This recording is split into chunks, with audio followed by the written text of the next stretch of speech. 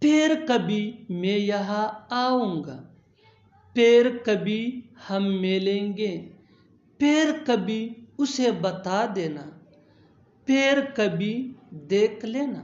ان جملوں میں ہم کہہ رہے ہیں پھر کبھی، یعنی ہر سینٹینس میں پھر کبھی بار بار ریپیٹ ہو رہا ہے۔ اس کے لیے آپ کو یوز کرنا ہوگا انگلش میں some other time. Some other time مین پھر کبھی۔ آئیے کمپلیٹ اسٹرکچر سمجھتے ہیں۔ Sentence plus some other time. Sentence یہ سچویشن کے حساب سے ہوگا۔ آگے ڈیٹیل سے سمجھاتا ہوں مثالوں سے۔ Here are some examples for better understanding۔ پھر کبھی میں یہاں آؤں گا۔ I will come here some other time۔ I will come here some other time۔ پھر کبھی ہم ملیں گے۔ We will meet some other time۔ We will meet some other time۔ پھر کبھی بتا دینا اسے۔ Tell him some other time۔ اور آخر میں یہ سینٹینس آپ کے لیے کامن سیشن میں اس کا جواب ضرور دینا۔ پھر کبھی تمہیں بتاؤں گا۔ پیسہ بچانے کی عادت ڈالو، لکھنے کی عادت ڈالو، کھانا جلدی پکانے کی عادت ڈالو، صبح جلدی اٹھنے کی عادت ڈالو۔ ان جملوں میں ہم کہہ رہے ہیں عادت ڈالو، یعنی ہر سینٹینس میں عادت ڈالو بار بار ریپیٹ ہو رہا ہے۔ اس کے لیے آپ کو یوز کرنا ہوگا انگلش میں get into the habit of. Get into the habit of مین عادت ڈالو۔ آئیے کمپلیٹ اسٹرکچر سمجھتے ہیں۔ Get into the habit of plus verb plus ing plus other words. آگے ڈیٹیل سے سمجھاتا ہوں مثالوں سے۔ Here are some examples for better understanding۔ پیسہ بچانے کی عادت ڈالو۔ Get into the habit of saving money۔ Get into the habit of saving money۔ لکھنے کی عادت ڈالو۔ Get into the habit of writing۔ Get into the habit of writing۔ کھانا جلدی بنانے کی عادت ڈالو۔ Get into the habit of cooking early۔ Get into the habit of cooking early۔ صبح جلدی اٹھنے کی عادت ڈالو۔ Get into the habit of getting up early in the morning۔ Get into the habit of getting up early in the morning۔ اور آخر میں یہ سینٹینس آپ کے لیے کامن سیشن میں اس کا جواب ضرور دینا۔ پڑھنے کی عادت ڈالو۔ گھر میں کون ہے؟ آفس میں کون ہے؟ دکان میں کون ہے؟ کچن میں کون ہے؟ ان جملوں کو غور سے دیکھو۔ ایسے جملے ہم اپنے ڈے ٹو ڈے لائف میں روز بولتے یا سنتے ہیں۔ ان جملوں میں ہم بول رہے ہیں کون، یعنی ہر سینٹینس میں کون بار بار ریپیٹ ہو رہا ہے۔ اس کے لیے آپ کو یوز کرنا ہوگا انگلش میں ہو۔ ہو مین کون۔ آئیے کمپلیٹ اسٹرکچر سمجھتے ہیں ایسے جملوں کے لیے۔ ہو plus helping verb plus there plus جگہ کا نام یعنی پلیس نیم۔ آگے ڈیٹیل سے سمجھاتا ہوں مثالوں سے۔ Here are some examples for better understanding۔ گھر میں کون ہے؟ Who is there at home۔ Who is there at home۔ Office میں کون ہے؟ Who is there in the office۔ Who is there in the office۔ دکان میں کون ہے؟ Who is there in the shop۔ Who is there in the shop۔ Kitchen میں کون ہے؟ Who is there in the kitchen۔ Who is there in the kitchen۔ اور آخر میں یہ سینٹینس آپ کے لیے کامن سیشن میں اس کا جواب ضرور دینا۔ کمرے میں کون ہے؟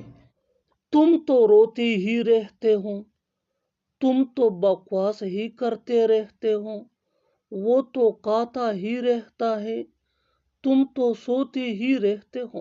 ان جملوں کو غور سے دیکھو۔ ایسے جملے ہم اپنے ڈے ٹو ڈے لائف میں روز بولتے یا سنتے ہیں۔ ان جملوں کے لیے انگلش کا یہ اسٹرکچر یوز ہوتا ہے۔ سبجیکٹ پلس کیپ یا کیپس۔ کیپ یہ آئی وی دے یا پلورل ناؤن کے ساتھ یوز ہوتا ہے، جبکہ کیپس یہ ہی شی ایٹ یا سنگولر ناؤن کے ساتھ یوز ہوتا ہے۔ Plus verb plus ing plus only. آگے ڈیٹیل سے سمجھاتا ہوں مثالوں سے۔ Here are some examples for better understanding۔ تم تو روتی ہی رہتے ہو. You keep crying only. You keep crying only. تم تو بکواس ہی کرتے رہتے ہو. You keep talking nonsense only. You keep talking nonsense only. وہ تو کھاتا ہی رہتا ہے.